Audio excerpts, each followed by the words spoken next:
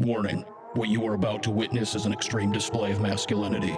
The following content is not intended to be viewed by women, children, or any males classified lower than beta status. This presentation is designed to be viewed in a cool, dry area where breakable objects are not present. If you wish to continue, you do so at your own risk.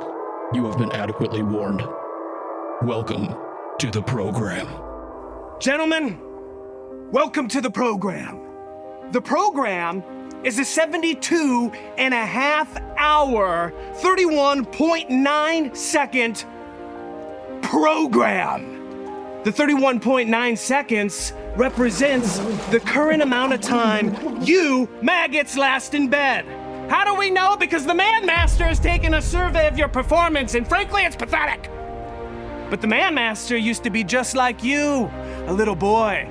Are you a man? Yes. Are you a man? Yes. Are you a man? Yes. I am a man. You are a man. I am a man. You are a man. I am a man. You are a man. But then he did the program, and now he's willing to die. He doesn't even flinch. He went home and he started a business. And now that business makes $70K a year, net. And guess what? He writes off all of his expenses. Why? Because he took this course, you f***ing weaklings! Okay, well, since joining the program, I've gained some self-control a little bit, some self-confidence, some other self-improvement things like mastery and ownership, and, with great power comes great responsibility, and, The program is not an experience. It's like a medical procedure. It's like a mammogram of your balls. Have you ever had your balls examined, son? Looks like you only got one testicle at most. Let me see them. Yeah. Oh, yeah. Yeah, those balls. They're gonna drop. They're gonna drop. The program, it's a variety of obstacles. Also called an obstacle course. You guys ready for obstacle number 1? Rocks. Well, there's been quite a few changes since the program. I came back, I quit my job, got rid of all my stuff. My wife did stop talking to me, but I did get into nicotine pouches. So there's that. Man Master, give me the brick. I quit the program about halfway through when they did the male-on-male intimacy bonding training. Hit me in my penis. Get his penis. Hit me in my penis. Which it's not for me. Some of the guys did start to leave when some of the physical stuff started to happen. I didn't. And I kind of regret that. It's cool if they want to do that, but that's not what I signed up for. Ended up taking an online course and picked up some welding training and make about 6 figures.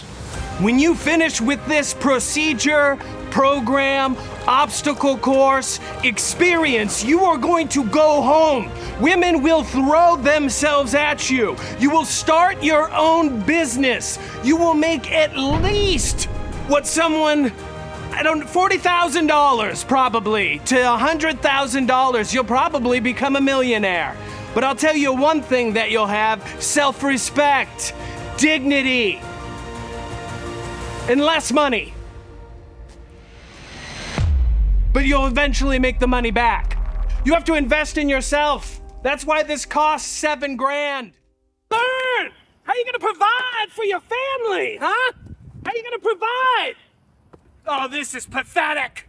Man Master, in! Hit me! Hit me! Hit the Man Master! Hit me! Hit the Man Master! Hit me in my penis! Hit me in my penis! Hit him in his penis! Hit it! Oh! Oh! He takes it! Do it again!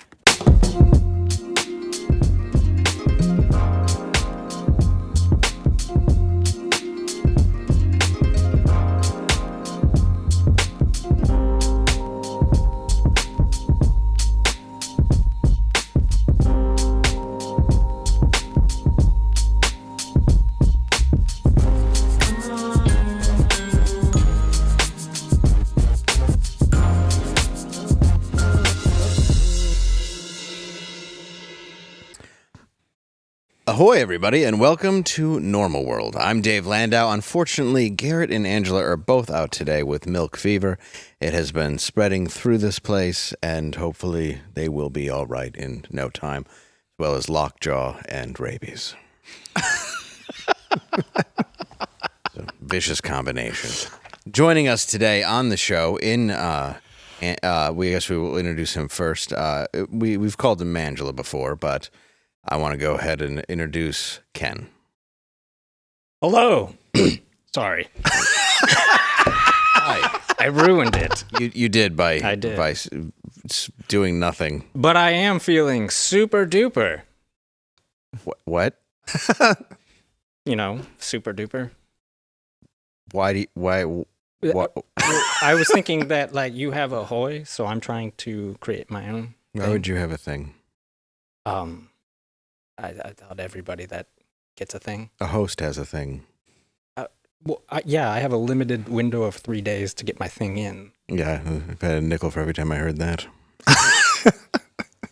Also joining us on the show today, please welcome Derek Richards. Good to see you. How are you, buddy? Good to see you, and you are going to be with me this weekend. Yes. Why don't you go ahead and share it? This weekend, April 5th, Friday, April 5th at the Fruenthal Center in Muskegon, Michigan. April 6th, Saturday, the Village Theater in Canton, Michigan. And then the following week, Saturday, April 13th at the Orpheum in Twin Falls, Idaho. Oh, yeah. That's where we're going to be. So come out to those shows. And also joining us today, friend of the show, regular friend of mine, please welcome Yoshi. Great to be back, Dave. Thank you. Thank you for having me. I don't know what that means. I'm just glad you're back. Thanks for having me back. Yeah. I actually was performing in Bangkok, and you have some fans. In Bangkok? Yeah, they were listening to the show, so I was kind of like, whoa, yeah. Really? Yeah. What are hers names? Are they like... They were watching the show, and they had scalpers. They were selling a ticket for the comedy club. They mentioned Yoshi, and they said, "Wait, is that from the Normal World?" And holy crap, we're a hit in Bangkok. Nice. Too bad my parents are dead. Finally do something with my life. No, that's crazy though. How awesome of that. I think they were Americans visiting Thailand. Oh. Yeah. Well, now it's a bummer. So they were just sex tourists. You're a huge hit amongst the pervs. Yeah, it's just two guys with a pocket full of Vicodin and a wet penis with tears on it. Standing in line outside some sex shop. Hang on, is that Yoshi from Normal World? I love Dave Landau. Yes, bring me the 7-year-old. Whoa. We went there. Okay.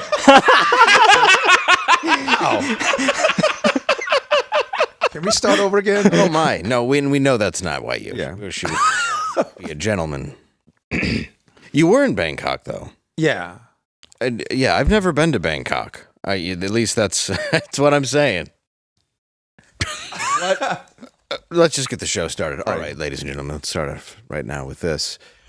We have some news. Saturday Night Live, the host, Ramy Youssef, said in his monologue that he prays to God to free Palestine in an emotional opening of the show. Unfortunately, the rest of the show was less funny.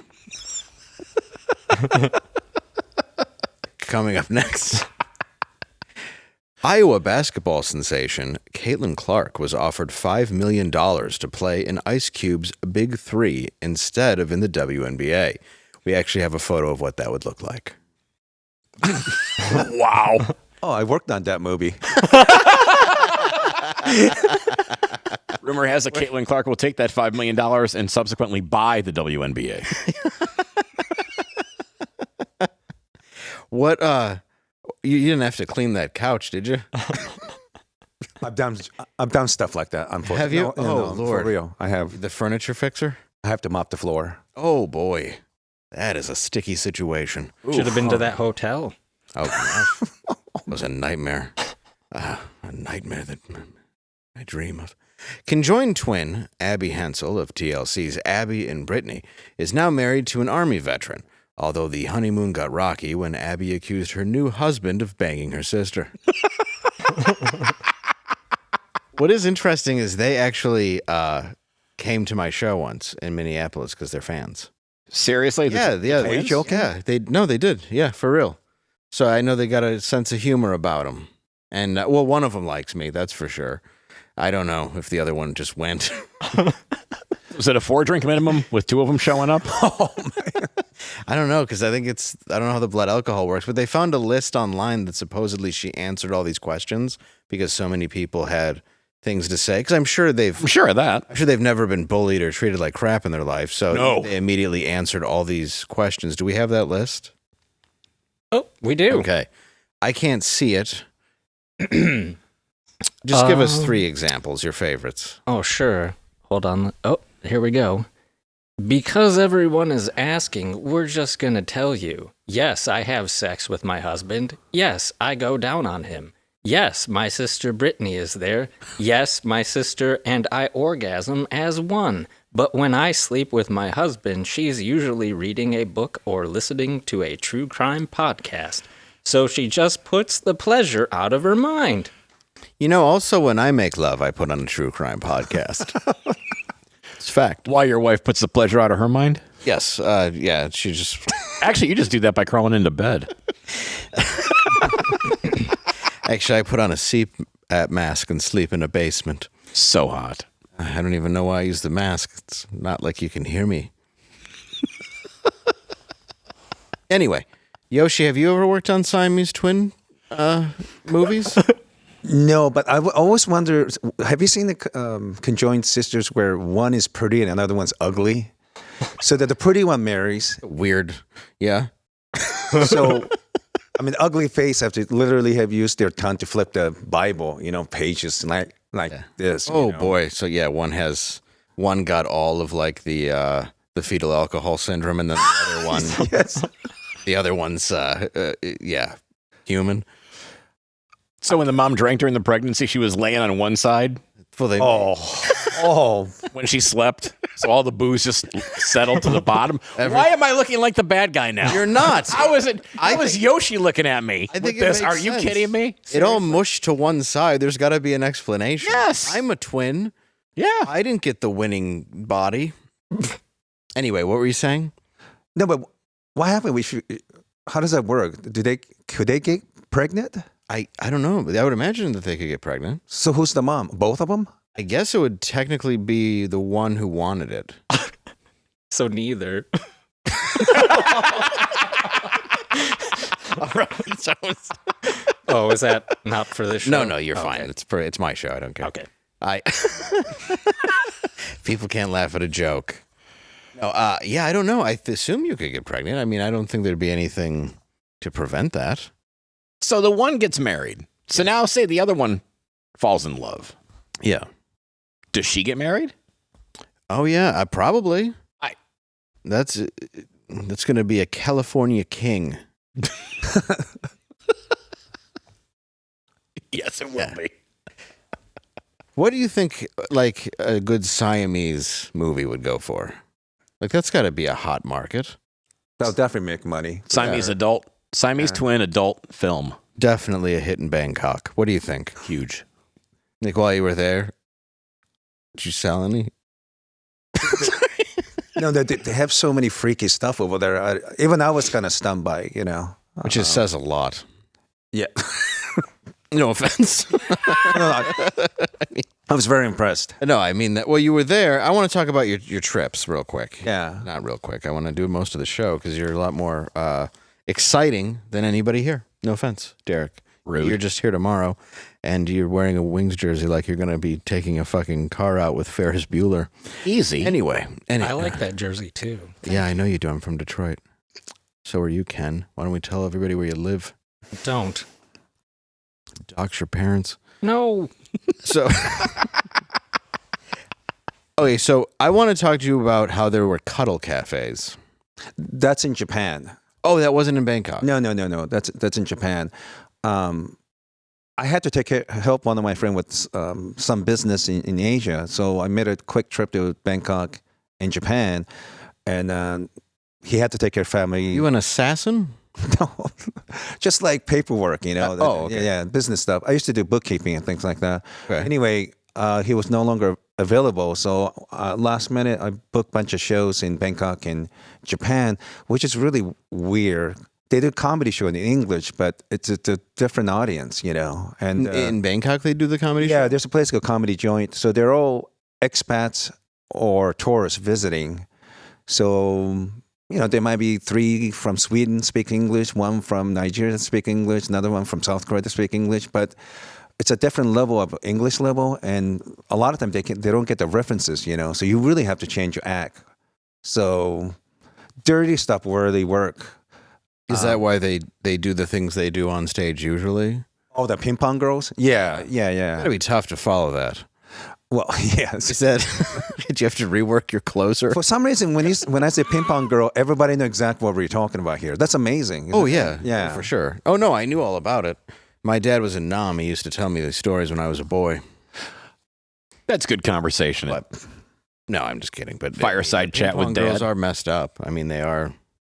But that the red light district, I guess my understanding, some African American soldier started the whole business down there. Well, not just red light district. The Americans during Vietnam War, they needed to take a break, and Bangkok was like a best destination for them. So I didn't know that. Cowboy Soy, that's the street where all the district stuff in Bangkok, it was created by Americans.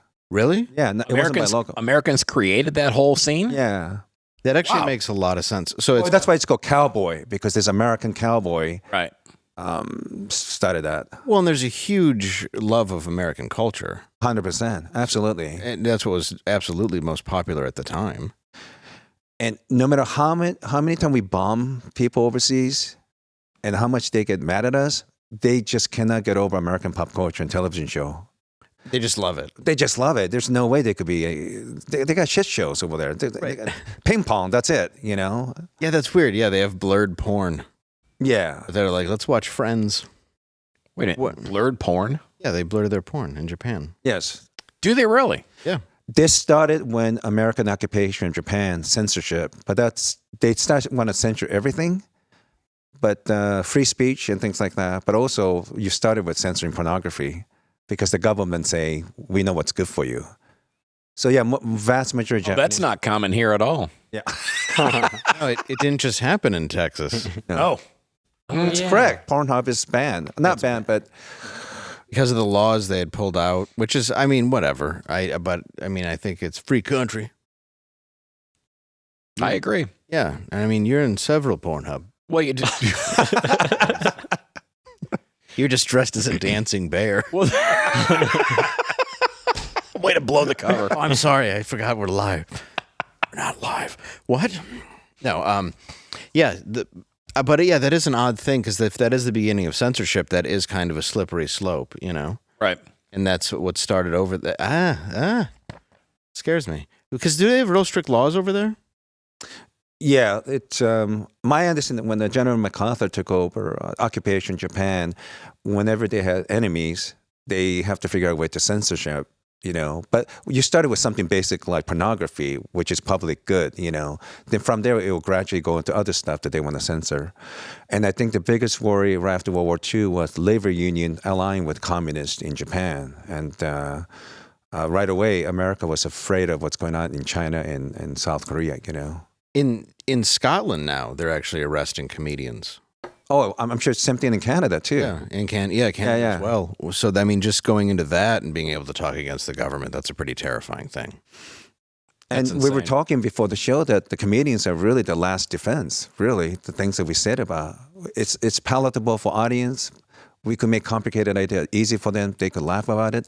But government don't like that. They don't like comedians. No, it's because you take something that's illogical and you find logic in it through humor. I mean, when you think about it, especially when you're punching up at government, that's pretty much what you're doing is you're saying this is completely irrational. Yeah. Here's why. It's just connecting those dots, and that's the worst thing for them. Because that's just like, hey, here's the problem. Well, yeah, the last thing they want you to do is to peel back the layer of the onion and expose what's underneath it. So, yeah. Yeah, it's troubling in every way, and that's why, I think if you start with something where people can go, that is evil. I didn't hear about the thing in Scotland. I knew that there was some censorship in Canada because Pantelis was talking about that. It started recently. I should have pulled the article. Ken, can you look up arrest in Scotland, please? Okay. And he can kind of read it to us. Oh, okay. But they punish comedians by saying we're protecting society. No, that's not what you're doing. People who want to censor have never been on the right side of history. Let's be honest here. No, and the more you see the way that communism has sort of dripped into our culture, or not always been there. Yeah. The way it's really been turned up these last few years, it's really terrifying. And once you kind of look at it, like there's a book called The Anti-Communist Manifesto, and reading it, it really opens your eyes. Michael Malice's White Pill is one. Michael's great. Oh, he's absolutely great. He's a genius, and he's another one that he's talking stuff that goes back to the beginning of Hollywood. Who's getting arrested in Scotland? We'll talk about it on tomorrow's show. Oh, right. It's a real thing. Like either they were, or there's a chance the comedians will be based on something that they say. Wow. I mean, I don't have the dates right, but I think 56 or 57, around that time, maybe even earlier, when Stalin passed away. R.I.P. I've never heard that one before. Rest in peace, Iron Joe. I haven't heard that strung together. When he died, many of the leaders of communist parties throughout the world showed up in Russia to show tribute. And it's called as a secret speech. Well, who was the leader after Stalin? Khrushchev. Oh, yeah. Khrushchev made this really crazy speech where he attacked the cult of personality of Stalin. Yeah. So what happened was all the leaders from the rest of the world, like in China and North Korea, they don't want this to happen again because you can't have a cult of personality and have your own family run like a dynasty. You cannot have anybody criticizing you. So what Khrushchev did was really shocking. And Mao, when he heard about that, started a cultural revolution because you cannot have anybody even making joke about you. You just cannot allow that because that will create the dissent. Right. That's why they always go after us.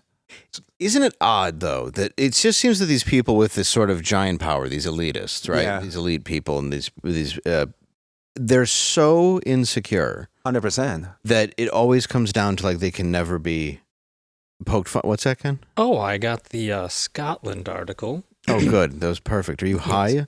No, not yet. If you're interested. No, what is it, if you don't Sure. mind me? Yeah. The police in Scotland hits back at targeting claims, but confirms comics and actors are at risk of arrest. There you go. Is that all you needed? No, yeah, we'll pull it up tomorrow and I guess go more into it. But yeah, Sure. that is that there are claims that are coming out and they are at risk of arrest. Only the United States have the free speech like this. Nowhere else. You know, you can't even make fun of King of Thailand. That's punishable by jail or even worse. Yeah, it just seems so massively insecure. Well, yeah, you can go ahead and make fun of people on stage, but once you, as far as a comedian here in the States, but yeah, once you go online or start posting that stuff online, then you watch the cancel culture come after you. Yeah. For making fun of somebody that that they like. So you make jokes about Biden online, and then all of a sudden his followers start jumping on top of you, and then it ends up they tag people, and then it feeds off to it, and then that's something that's all been discussed a million times over. Well, and the cancel culture seemed to be a leg of that communist agenda, Yes. right? I mean, Yes. it's Marxism. right. The And whole purpose of Marxism is to divide people and have everybody fighting each other. Yes, and that's really all it is. It's to sort of create a mass confusion, mass hysteria, and I mean, it's working perfectly. I was in New York City last week. I should have sent you the videos, but yeah, just watching the protests, insane. What protests were going on? Was it the Palestine? The Palestine stuff? thing Okay. outside of Letterman's studio. Oh yeah, Oh, okay. wow. And yeah, it was. I remember there's a guy with a yarmulke walking, and a bunch of Palestine protesters, and this cop's like, "Don't go over there." And the guy's like, "I'll be fine," and he's just like, "Just don't. go the other way." And I couldn't agree with this cop more. He's just trying to be like, "Look, like you don't want to get hurt. No one's going to win here." Yeah, there's nobody wants to be. I'd never seen so many cops. You know what I mean? And it's because presidents were. It's just. So many police officers. I'll bring in the footage. Oh, that was the Biden fundraiser that was going on. Correct. Oh, wow. Yeah, with Biden, Obama, Clinton. Yeah. And yeah. And they were all at Colbert Studio. Yeah. So the outside was nuts because I was walking to my friend Jimmy's and I'm looking around like, this is crazy. There's a radio show there and a TV show there. And I'm looking around. I'm like, this is absolutely insane. And it was just police, most New York City police you've seen like since a movie. Mm-hmm. And just the absolute like chaos outside and people who are just on a side to be on a side. And just there for clicks and there, and I just I started recording stuff too, but I just never seen anything like it in New York. I'd never seen organization in New York, let alone that level of it by all these different groups. It was very, very frightening of where this is all going to go. This is also the same time that the wake was going on for that slain New York police officer. Correct. Yeah. So here we go. Yeah. That's nuts. Yeah, I remember hearing about that, but I didn't. Selling ponchos. You were selling ponchos? Yeah. I was like, get your ponchos. You and, capitalist pig. The Palestinians were like, we already kind of have them. I feel so conflicted about this because my people are making those flags in sweatshop all night. I know, right? It's Israeli and Palestinian. Like we don't take sides. I think they make our cups. Take the money. No, they don't. These are American. Yeah, no, it's a shame that you guys have to make so many flags, and then even the flag that they make for their own country, they don't really support it. No. It's got to be a rough one. Taking those little hands to sew stars onto something that you're never going to experience. Thanks. My 5-year-old nephew's working all night making that damn. Well, what happened to good old days when people just don't agree and just move on? You can't even do that anymore. No, it's a protester. Now, apparently, it's a civil war or World War III. I would love to see America in a civil war. I was talking about this on stage last week. Just how fat everybody is. Let's see how long.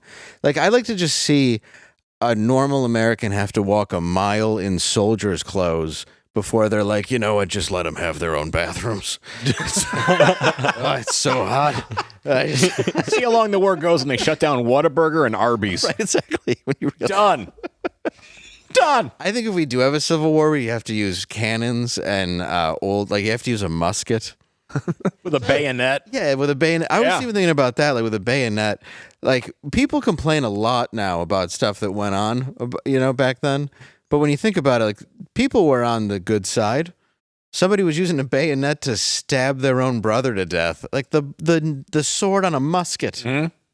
That's somebody who believes in something. I'm not going to stab somebody over anything with a musket. You know what I'm saying, Yoshi? Sorry, every terrible World War II Japanese Jap shit rolling through my head. I apologize. I didn't mean to do that. No. I'm U.S. citizen now. Fuck them. Yeah, good. I'm just saying, if you can't beat them, join them, right? No, I agree. My family say. Exactly. I mean, sorry. Wait, you guys started it. Apologies to all our Japanese fans. Not joking, of course. Yes. Can you imagine how hard you had to... Please tell Yes. Please tell Kim in San Francisco that we're sorry. Can you imagine how hard you have to stab somebody with a bayonet as fat as people are today? Yeah, there's no way that I just don't believe it. Like, how would you even draw the lines? Like, at least you had North and South, and you see how close the White House is to the Richmond White House. Yeah. It wasn't that big of a jaunt even back then. So when you really think about a civil war now, I don't know how that's going to look. You're just going to be going on color, and it's going to be very bad. It's going to not work out. 'Cause you don't know everybody's politics. No, not at all. You're just going to assume somebody's a migrant, and they could have been born here. It's just going to get very ugly. Just because they walk out of Family Dollar, you assume they're a migrant? Yeah, it's just going to be the most ignorant. What are you going to be doing? Just at a Motel 6 stabbing maids? Jesus. But seriously, it's absurd. Like, the level, and it's from that. It's that communism where everybody's so confused and angry. It's worked perfectly because you have a gambling sex machine in your pocket that makes you enraged all day. Mm-hmm. And then you can use that thing to get your news, which is deliberately being fed to you, every story that you don't want to see that makes you upset at somebody else. And then the rest of your day is just supposed to be anger. Which is a garbage version of the story anyway. Whatever story is being fed to you is being fed through some machine, some corporate media machine that's distilling it to the narrative that they want you to read. Right. So you're not even getting facts.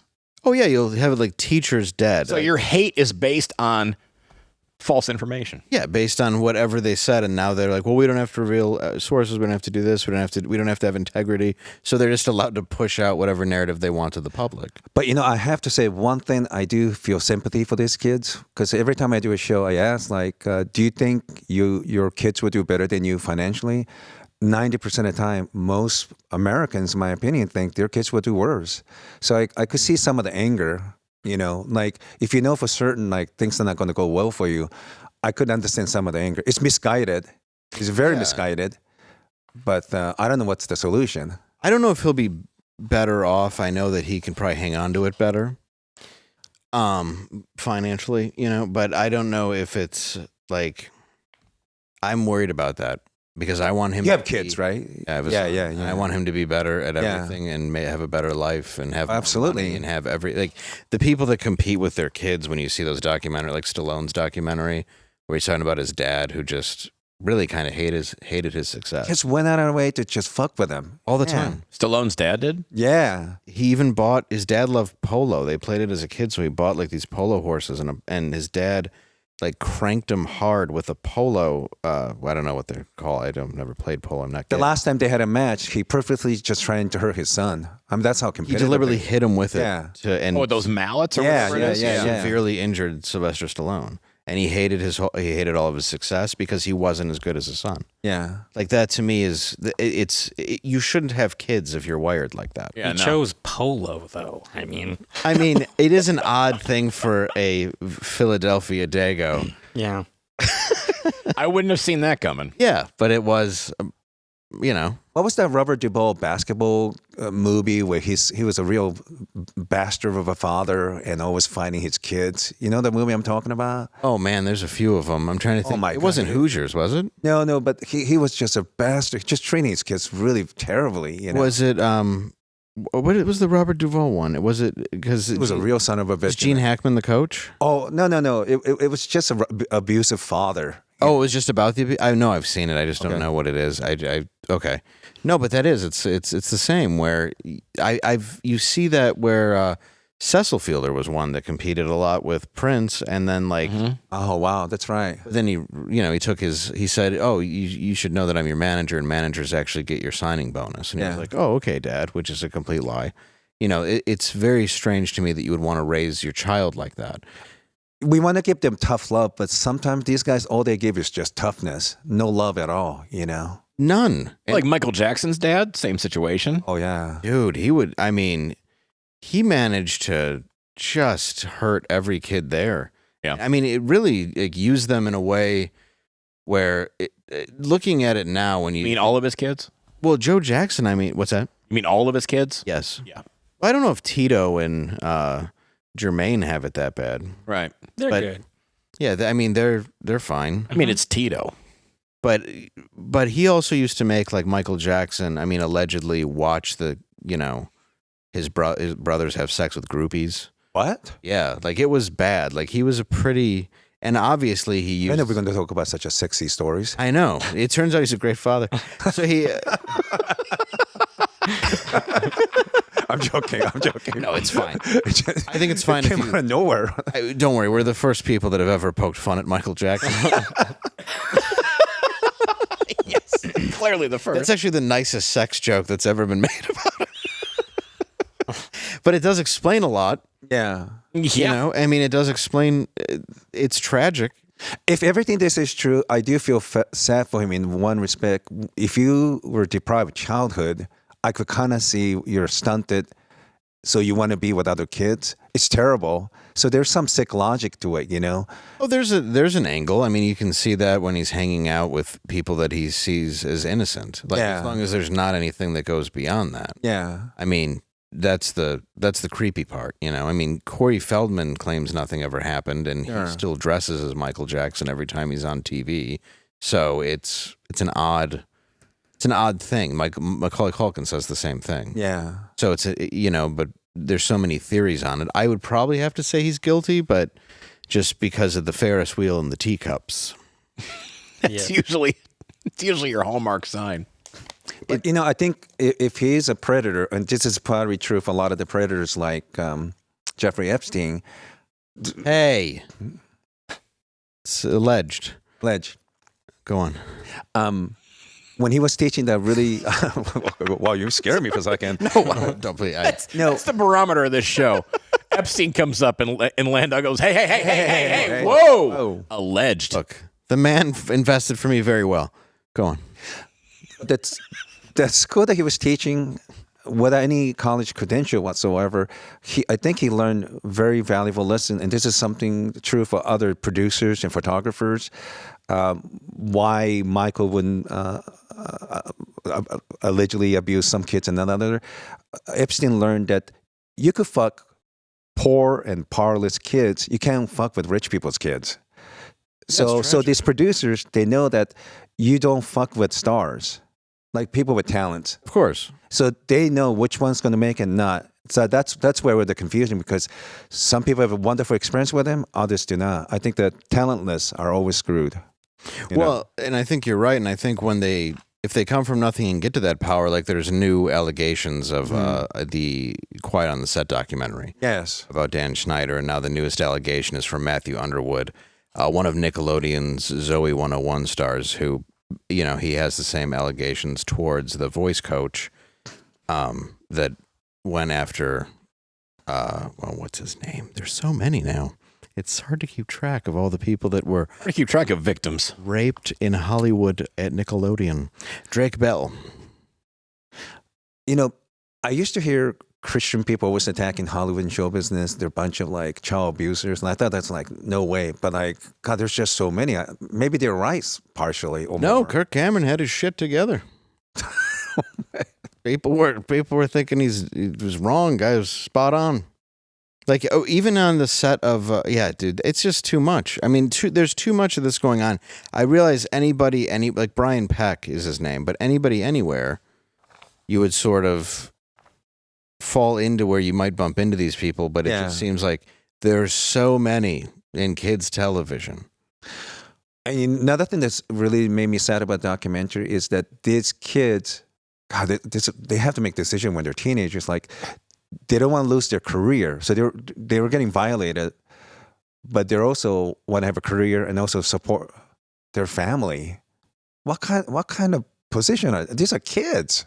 The position to support your family is a realization that I can't grasp having to do at 16 years old, because it's like your parents are taking care of you at that age. Now you're supposed to should be taking care of you, right? Yeah. And at any age, I couldn't imagine ever being in a situation thinking that I need to have this job to make my parents' house payment. Never. That never crossed my mind. Parents were never like, you have to get a summer job because we need help. They just wanted me to learn. They wanted me to have responsibility. Right. And I was lucky for that. I was lucky to have enough, And I think these predators know your circumstance because they try to know more about your family situation. If you live in a very healthy household or not, and once they have those information, they know how to divide your family. Like that kid, he was separated away from his dad, who obviously loved him and wanted to take care of him. When his dad was the one who was like, "This isn't right. We shouldn't do this," and that was the first. Was warning them. They separated him, and that was Drake Bell that happened to. Yeah, where Drake's dad was very much vocal about it, and they called him homophobic. And I never thought for someone who worked in porn business for me to say this, they're trying to normalize this stuff in school. This is just not right, because I can't even believe I'm saying this out of all the people. You're trying to normalize what? Just all the sex talks and I think proper sex education is necessary, but they're promoting a certain lifestyle, these kids, a lot of them are not just regular. They're not gay, but they're trying to convince them to become gay kids or transgender, There's a curriculum. Yeah, it's odd how many things you see, and it's disturbing that I don't want to look at. I went to, Squirter High School, but that was just because Robert F. Squirter was the one who founded the school. Who founded the school? Yeah. R.I.P. Oh, yes, all right. Ken, where did you attend? Cum Dumpster High. Yes, that's right. Harvey Cum Dumpster. That's right. I remember that. And you went to... Forget it. What? I believe you had a school? I just went to Romeo High School. Did you? Yes. Oh. Romeo... Just Romeo. Named after the city. Nothing fancy. Wow, you didn't run with me at all. I didn't. I'm sorry. I apologize. It wasn't Romeo and Juliet and all over her tits.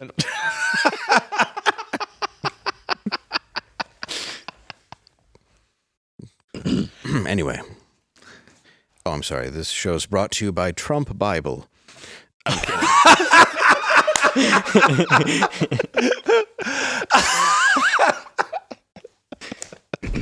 Joking. Don't calm down. Calm down. Sorry. Can't wait to read the comments in the live feed. Oh boy. Anyway, yeah, no, it's odd. I've never been in porn that I know of, and you know, who knows? I mean, Hang on, I got some videos. But yeah, there's definitely it's just sad. Let's move on to good movies. Yes. Let's talk about. I do want to talk about a couple of actors that passed away today. Great actor. I really enjoyed him. Second City alumni, Joe Flaherty, and I knew him from SCTV when I was a kid. And he was on this brilliantly underrated show called Freaks and Geeks, which kind of launched the careers of Seth Rogen and James Franco. And just such a brilliant show, and just didn't last, even though it was phenomenal. And he's also known from his work in Happy Gilmore as probably one of the funniest parts. Let's take a little clip of his work.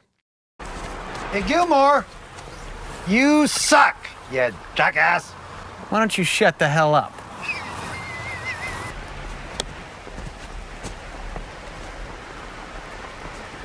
Jackass. Whoa! The club went further than the ball. This whole thing in that where he like hits him with the the bug, the beetle. Yes. Freak was such a wonderful show. It really was. He was the great dad on it. He played such a great dad. And it was one of the first television shows to talk about transgender issue. Seth Rogen was dating one in the show. Really? Yeah. It was. I was shocked when I saw it. Like, it was so ahead of their time, you know. Yeah, that's a weird way to call it. When was that? What? When was that show out? 90s. 99 or something like that. Vancouver, Canada. It was really good. I mean, and Joe Flaherty, because he was on SCTV and came up, a lot of people think he's Canadian, but he's actually from Philadelphia. Oh, I didn't know that. Yeah, I think he's from Pittsburgh. Oh, I always thought he was Canadian. Okay. Yeah. Yeah, most people do because he was just known for part of that SCTV whole group with like him and John Candy and Right. Rick Moranis and that Oh, whole my God. dude who's Yeah. another amazing talent. SCTV was such good, ridiculous television. Especially when you're young. Like I was watching a thing with Joe Flaherty today and John Candy where it's just like a movie monster show, and Joe Flaherty's he's dressed as Dracula, but he just keeps howling like a wolf, and then he just keeps cutting to the House of Pancakes horror show, and it's just John Candy like, "Do you want some syrup?" And it's just the stupidest thing, but I love it because it's just pointless. That stuff was just great. for fun. Rest in peace, man. Yeah, amen. And then also we lost a great actor who I'm sure you all know. One of my favorite movies actually that he did, it's a little less known, was with James Woods called Diggstown, and it was Louis Gossett Jr. passed away. What an icon. Dude, he was in every movie I would watch as a kid all the time. But Officer and Gentleman, man, he was tremendous in that one. I think that's what he won the Oscar for, wasn't it? Yeah, I believe so. That fighting scene with Richard Gere. Oh my God. Oh, dude. Yeah.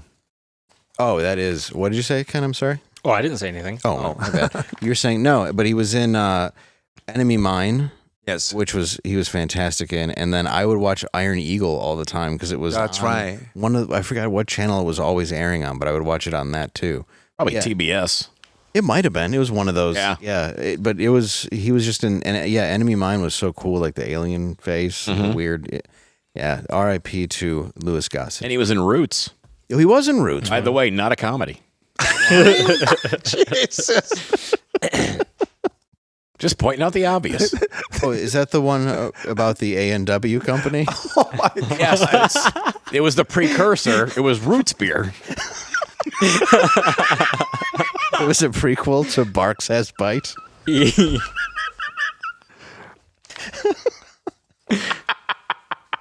Boy, you're gonna have some complainers. Yeah. Yeah. Oh, that one. I'm not even touching that one. Look, I just thought that's what that was about. I guess I'll have to go back and rewatch it. What if you did, and you were like, "My God, A&W is a terrible company." Like, you still don't disassociate. They're just drinking root beer Going back to Officer at the plantation. Oh my God. I'll be damned. Oh man. Couldn't even enjoy a frosty beverage in those times. Yeah. Your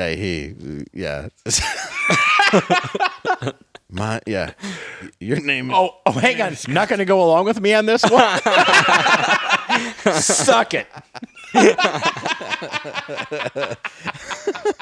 He's like, yeah, my name is Toby, and you just see a guy take a frosty swig.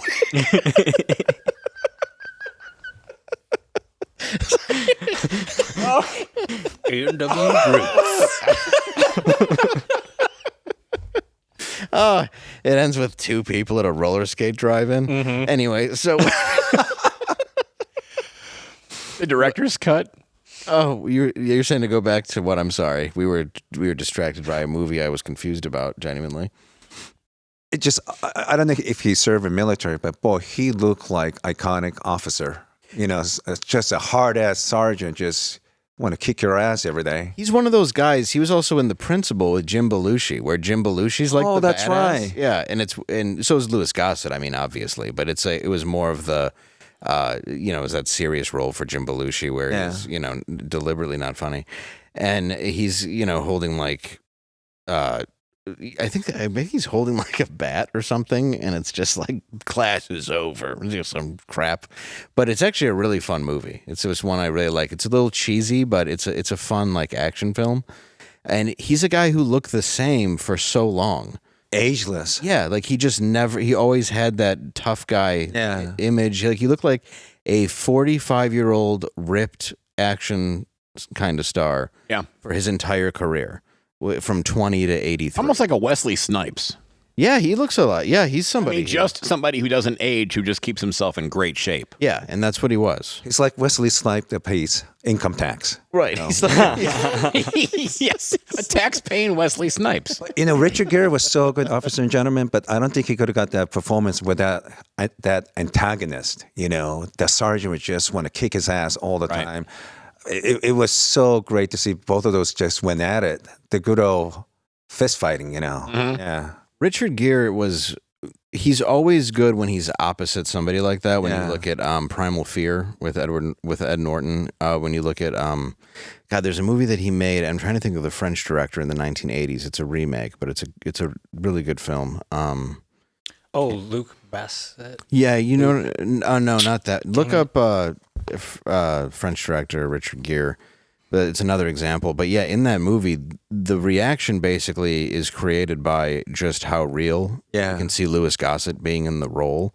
It's just when he starts screaming, saying he doesn't have any place to go. That's a heartbreaker. You can tell that it's like he's doing it so well, though, that it's playing with his head. Like when you're so into that moment as an actor. And that's just something I see when actors do when you see great actors.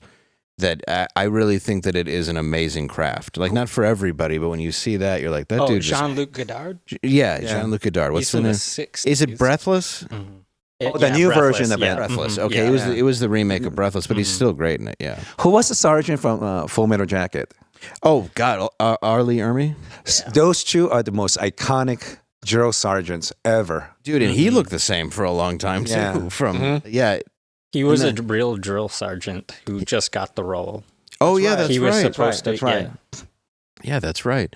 And yeah, the whole scene with Pyle, it just, man, and just blowing his head off right after. And you're like, damn, this is, and also that's another great actor. And of course, I'm blanking on his name for no reason. I think many young American kids need men like that, just screaming, yelling at them, because they're just weak these days. Have you seen the drill sergeants when they used to have them on Maury? It seemed effective. Yeah. You know, it would be a little weird, but it was also like the.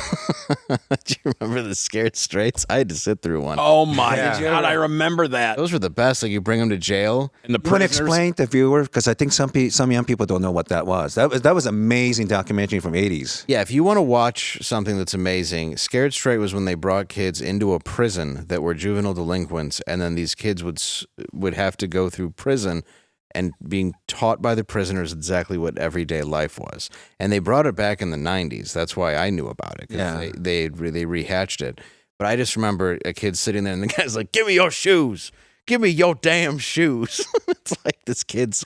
And before they went into prison, they were so cocky. But once they go into prison, it's no joke. These guys are hardcore criminals, you know. Oh, dude, they are not like.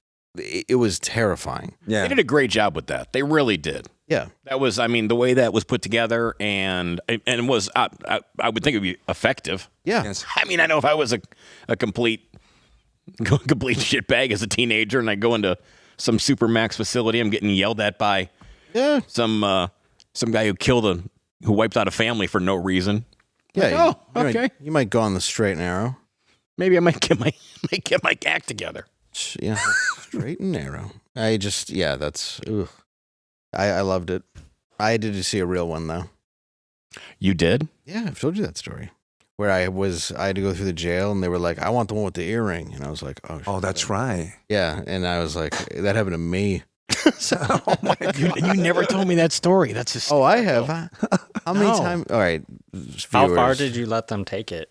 Well, I realized once the cameras were off that it was no longer a show. And then I realized that that there were no cameras. they were just shoe boxes. Yeah. And the film was. Never mind. It's going to go into way too dark of a territory right now. But yeah, it's. I was juvenile delinquent, so they did that when I was a kid. Oh, I didn't know that. Yeah, they did have people come in, and they brought us through the jail, and everybody was yelling at us. So it was you and a bunch of other kids that went into this facility. Yep. Okay. Now you can't do that stuff anymore because you might get sued, or this is insensitive. You know, the trauma. this Someone and that. might get their feelings hurt. Yes. It was terrifying. I mean, and a lot of them were like, "We ain't all gay. We ain't gonna bang you in the shower," like that stuff. Yeah. And one was like, and then the one they were messing with us, and I don't know if it was a quote from a movie or wherever they got this, but it was when you knew that they were just messing with us, because the one guy goes, just turn it down if you have kids around, but he goes, "How many times you been fucked up your ass, Mr. James?" He goes, "About 50," and he goes, "And this brother's for real." But he didn't use the word brother. And I was crying laughing. And it ended up being a thing where, like, we talked about at our school, because it was so, like, when I told the story, like, it was just hilarious. So, like, they were deliberately messing with us, like, almost too hard. Yeah. But, it was jail and not prison. So they were bringing you through, like, a relatively safe area. I mean, it was not like overnight jail, obviously. Sure. It was, 90-day, whatever. But you weren't in a maximum security prison or anything. Like, if I would have gone to a maximum security prison and had a guy, with MS-13 tattoos on his face, Oh yeah. as far from me, I probably would have, I don't know, crashed less cars. Yes. Mm-hmm. So you basically took it to county lockup, essentially. Essentially, yeah. Right. But they tried to do it in that way, and we were all in rehab, and that's why we, it was part of a. Damn. Yeah. Wow. And because I was a criminal. Yeah. How old were you? I mean, when this is 17, 16? Oh wow. Yeah. Okay. Yeah, 17. I'd have been 17, I think. Yeah. This was after arrest number 7, 8. Okay. I'm shocked. You don't strike me that kind of person. I'm not anymore. No. But I just couldn't imagine. I'm kind of. I thought you were joking for a minute. No, I was not the best young man. I've talked about it a bit on stage, but my dad had Agent Orange from Vietnam. Right. And I Sorry. Yeah, I know. I blame people that look like you. Yeah. But I'm glad we played that. See how we can. No. I See how he made the joke, and I. Yeah. See Once at again, I home? want to apologize to Kim in San Francisco. See how no one here's offended, lady. That's how you do it. Apologies to all the Japanese fans. But again. let's be honest. This face is, COVID or Agent Orange. Oh, that's true. People blame a lot. Yeah. Pearl Harbor, I get it. You're like, I get it all the time. Yeah. I don't know what you're mad at me for today. Let's spin the wheel of anger. Yeah, I think there's too many types of Asian for me to know. That's why I keep my mouth shut. You know what I mean? Like, I don't want to just assume somebody's whatever. Like, I don't know. It's the same as white people. It's like, I don't know what anybody is anymore. Yeah. I don't know what, same as anybody. I'm like, you could be a mix of 9 different. I'll be honest, even for me, sometimes I can't tell who's who, even in Thailand, because I thought they're all Thai, and I was, no, that's not the case. There's some people from Nepal, and, Yeah, Henry Cho has a great joke about that. very funny comedian. Yeah, and where he goes to Korea for the first time. Yeah. And he said he gets off the plane with his dad and he just loses his dad immediately. Oh my God. Because he's like, he goes, I grew up in Knoxville. He's the only other Korean person I've ever seen in my life. Yeah. He goes, now he's like, Dad, they're talking to me. Yeah. And that's just honesty. Yeah. You just don't know, So yeah, I had issues because my dad passed when I was a teenager, and leading up to that, I just did a lot of, it's a coping mechanism. You want to take 100%, yourself out of the reality that you're feeling. And I've learned recently, like even involving like suicidal thoughts or whatever, like it's about not wanting to feel how you feel right now. Yeah. It's not about like however, how long you want to feel that way. So it's like it was just all about escapism because I just didn't want to feel the pain of the moments of things that were happening to me. Oh, I don't blame you. I think every boy needs their father growing up. That's a tough one to get over, And at a young age, it was like a hero who, he was everybody's coach. Everybody loved him. Yeah. And it was like just taken out like from about 13 when he started getting headaches. This might be a little weird thing to say, but recently, what was that? Those 4 or 5 juvenile kids stuck in a weekend. It's like a comedy, Breakfast Club. Yes. It just had like 40th anniversary, right? Yeah. You know what's strange? If you talk to millennial and young kids, do you know who they most sympathize with in that movie? Is it Emilio? What do you think? I was going to say Emilio. I'm going to guess Judd. I would guess Judd Nelson. This is so shocking to me. They sympathize most with that teacher who was asshole to everyone. Are you serious? I'm 100%. I don't know what the kids are thinking. Like, I would pick one of those kids. They just feel like, hey, he's just doing his job. You shouldn't be rude to them. I don't know how to relate to these young kids. Like, I would have never picked that guy. But I think that guy's a fucking prick. Even John Hughes, who wrote it, the whole thing was he was an authoritarian dick who took pleasure in the fact that he was making them go to school on a Saturday. Like, he was meant to be a bad guy. Yeah. He's not a bad. And, when I went to Asia recently, they see American popular stuff different too. You know who they hate the most in China from Breaking Bad? Which character? I'm Lavelle Crawford. They hated Walter White's wife because what kind of bitch are you?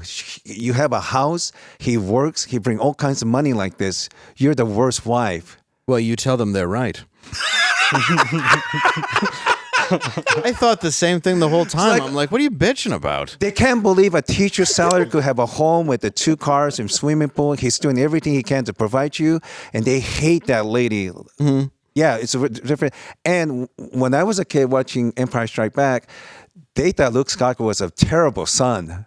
That really? You have a wonderful father when they give you a job, taking over the whole empire. It's a different way of looking at. This is in Japan, Asia. Asia he's a terrible son. That's how we saw it. Really, he's offering the whole world. What an ungrateful son of a bitch. Well, cutting the hand off is some tiger mom. Oh my god.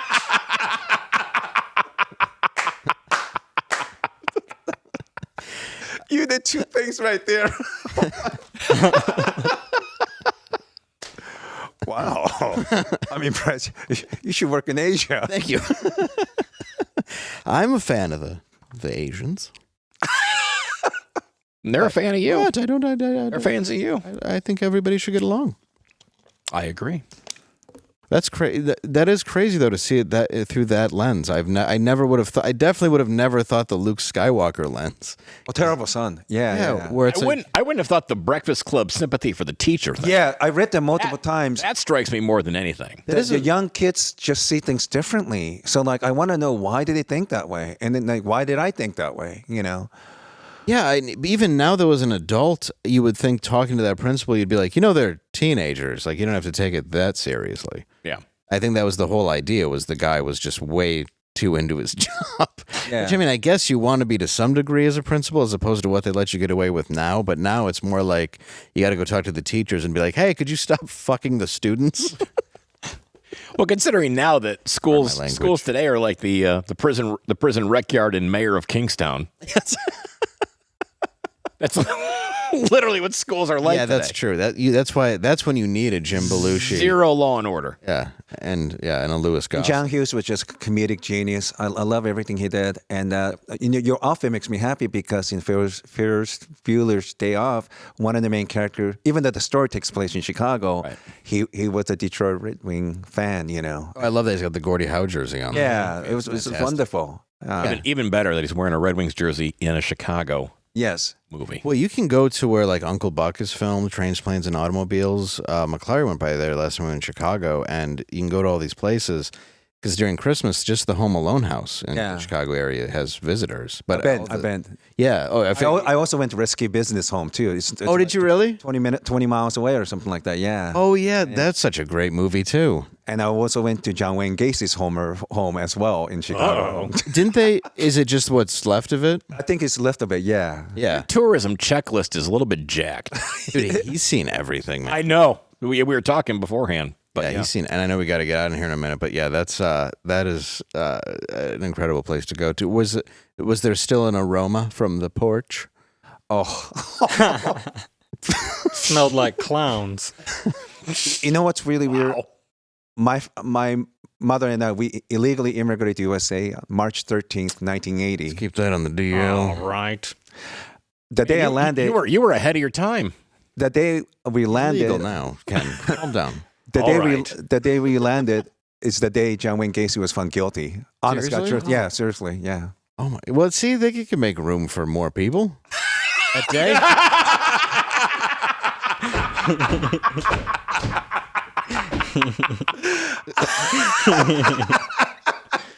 The system cleanses itself. Yeah, they got rid of him, and they found there's a lot of room.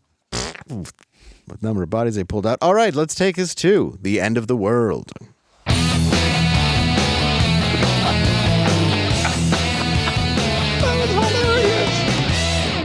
All right. Oh, yeah, I got to find my question. I forgot I wrote it. We're going to get there. Ah, yes. This is obviously very serious. With the cleanup of the Baltimore Bridge collapse to begin, who or what will be found as workers start wading through these murky Baltimore waters, Derek? I'm going to go with whoever Ray Lewis killed. I like that. Ken, do you have it? Oh, I didn't know I had one. Hi, Brad. Omar from The Wire. Thank you for ruining the bit.